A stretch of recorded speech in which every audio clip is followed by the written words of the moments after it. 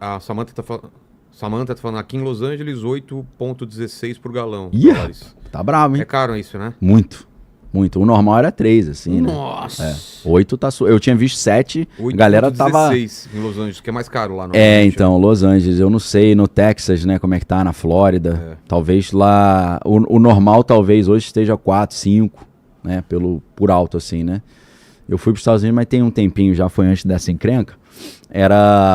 Tinha lugar que você botava 3,50 galão, 4. Sempre foi muito barato, né? E a galera já tava reclamando, falando que tava caro, né? Então esse negócio, a galera voltou a falar numa tempestade perfeita, né? Por que tempestade perfeita? Encrenca no Strait de Hormuz, Rússia, tempestade perfeita pra gente aqui no Brasil, né?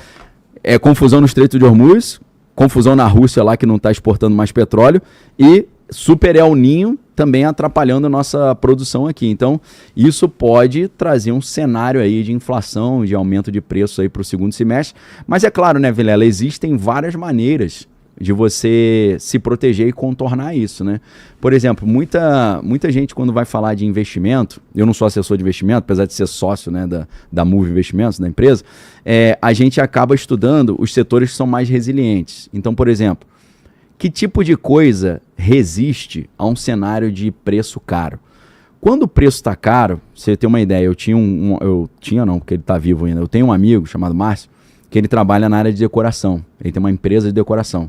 Ele falou, Daniel, quando começa a ter crise, o cara não vai trocar as cortinas de casa nem os tapetes, ele vai dar uma segurada.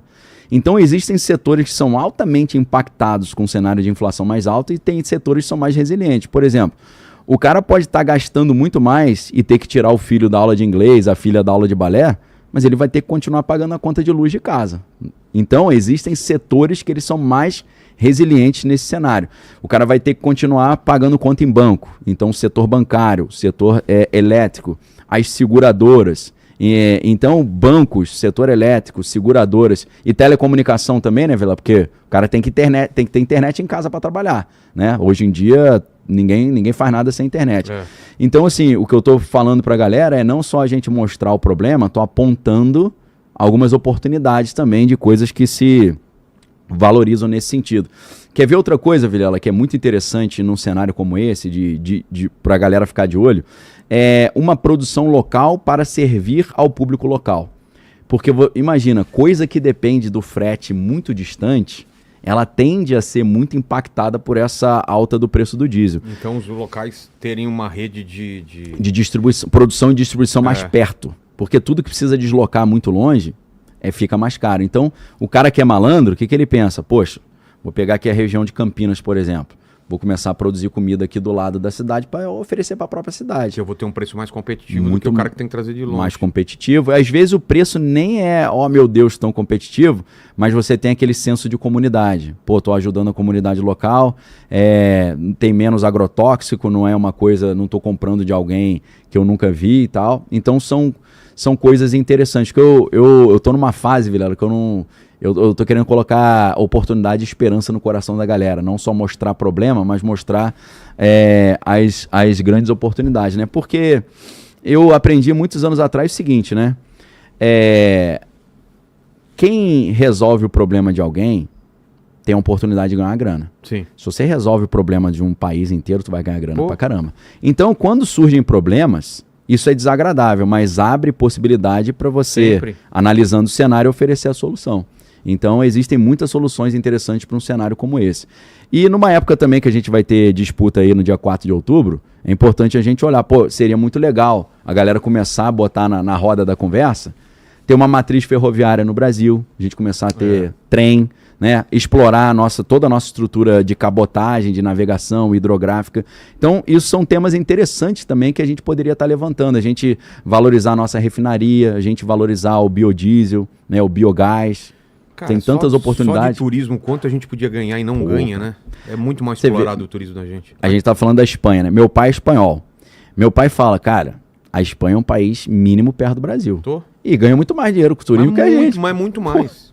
É surreal isso, né? É surreal. Tem alguma cidade, eu não sei se é Paris, se é Madrid, ou se é Barcelona, alguma cidade europeia que a cidade fatura mais do que o Brasil inteiro de turismo. Cara, é surreal isso, né? Então, são setores a serem explorados Tava ainda. vendo, tava agora em Orlando, foi o cara lá da Universal, um cara que fala pela Universal, falou que o nível de... o número de turistas que rodam em Orlando, cara... Só esclarecendo, não é a Igreja Universal não, né? Não. É o parque da Universal. É absurdo, assim. Comparado ao Brasil, é ridículo, cara. Surreal, né? Parece que o que gira lá em um mês é não sei quantos meses aqui. É absurdo. Não, e você vê, Só cara... numa cidade. Eu pesquisei aqui, ó. Opa. A Paris, na França, e Londres, no Reino Unido, movimentam mais que o PIB do Brasil inteiro. Olha só. O PIB. O PIB que, lembrando pra galera, Produto Interno Bruto é a soma de todos os bens e serviços produzidos no país no ano inteiro. Cara, isso é surreal, né? De turismo, né? Turismo, é o tamanho do E o Brasil não tem capacidade para turismo? Caramba. Tem Pantanal, Floresta Meu Amazônica, Deus. Rio de Janeiro, tem o Sul, tem o Nordeste, cara. Pô, cara, a gente pode não ter uma arquitetura parisiense, mas a beleza natural Não, a gente é imbatível, ganha de 10 a 0, imbatível. né? É, complicado. Então, assim, eu creio que o Brasil, Vilela, assim, eu posso estar errado no número bruto, mas dependendo da maneira como você calcula, o Brasil é o país mais rico do mundo, cara. Em termos de riqueza natural, né? De posição, tamanho, proporção. Água, bacia do Água, tudo. Terras raras. Então, tem mais essa ainda. Se a gente pensa em termos geopolíticos, assim, existe também um benefício muito grande de fazer o Brasil viver aquela ideia de, pô, o Brasil é um lixo, né? Bostil, Claro. os caras falam. Porque eles chegam aqui e levam tudo de graça, que a gente fala, o Brasil é um país amaldiçoado, o povo é nojento, não vale Fadado nada. a ser pequeno. Então, eu acho que isso só beneficia aqueles que sugam os nossos recursos, né?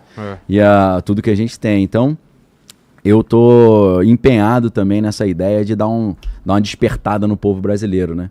Porque a gente pode viver, sim, um cenário muito melhor do que a gente está vivendo, eu creio. Não só entendendo o jogo e conhecendo como é que a gente tem de potencial, mas até através da oração mesmo, Vilela. Eu tô num negócio de oração, de orar e tal, convocando a galera a orar, para que, pô, eu comecei a ver muita notícia negativa, por exemplo... Mas vamos falar de uma coisa que talvez algumas pessoas torçam o nariz, mas quem não acredita veja isso como alguma curiosidade ou alguma coisa engraçada. Tá. Mas explica pro pessoal como funciona o lance de domínios de demônios territoriais, porque existe, na Bíblia fala, né, que a luta não é contra carne nem sangue, mas contra principado e potestade. O que é principado e potestade? Sim. E como funciona esse domínio por regiões, né? Sim, isso é muito interessante. Eu acho um caminho legal pra gente trazer um pouco mais pra nossa realidade, a gente perguntar o seguinte, cara, o Brasil tem até onde eu sei, 80% de pessoas que se consideram cristãs. Essas pessoas, imagino, dão um certo valor para a Bíblia. Então, você pode até olhar esse assunto como uma coisa tosca e você falar, isso aí é delírio. Mas se você é cristão e você crê na Bíblia, a Bíblia fala sobre isso. Vou dar um exemplo com o qual eu me identifico muito, que está no livro de Daniel, né? No livro de Daniel, a gente tem esse personagem, que é um cara que era o profeta Daniel, ele era de uma família rica, e o seu país foi invadido pela Babilônia, pelo rei Nabucodonosor. E assim como os americanos fizeram quando venceram a Segunda Guerra Mundial, eles pegaram a elite científica e cultural, intelectual da Alemanha e levaram para os Estados Unidos, e os russos levaram a parte para a Rússia. Então houve uma espécie de operação paperclip também lá em Israel, na época que Nabucodonosor domina Jerusalém. Então ele leva essa elite, ele leva um cara chamado Daniel. E esse Daniel... Ele tá ali, ele era um homem de oração, e ele estava fazendo uma oração pedindo respostas para Deus. E ele ficou 21 dias sem receber a resposta. Depois de 21 dias, o anjo Gabriel aparece para ele e fala, você me perdoa, que eu peguei um trânsito aí, estava meio engarrafado. E aí ele entra nesse assunto de batalha espiritual territorial. Mas fala o que ele falou de verdade, isso é uma zoeira. Não, o que ele falou? Eu vou falar. Ele diz o seguinte, o príncipe da Pérsia me deteve no caminho. Pois é. Ou seja, a Babilônia é considerada antigamente, é o que hoje é o Iraque. Então é a Mesopotâmia. Era o que naquela época era chamado de Mesopotâmia. Então, quando o anjo estava vindo, ele ficou retido, o anjo Gabriel, ele ficou retido pelo cara que o anjo que domina, o anjo caído, talvez o demônio, né, o principado, que dominava a região da Pérsia, do Irã. Então ele ficou preso lá e os caras não deixavam ele sair. Houve uma batalha espiritual que o espírito que dominava o território da Pérsia impediu Gabriel de entregar a resposta. E aí ele fala, só que aí Deus mandou depois o arcanjo Miguel e ele abriu o caminho.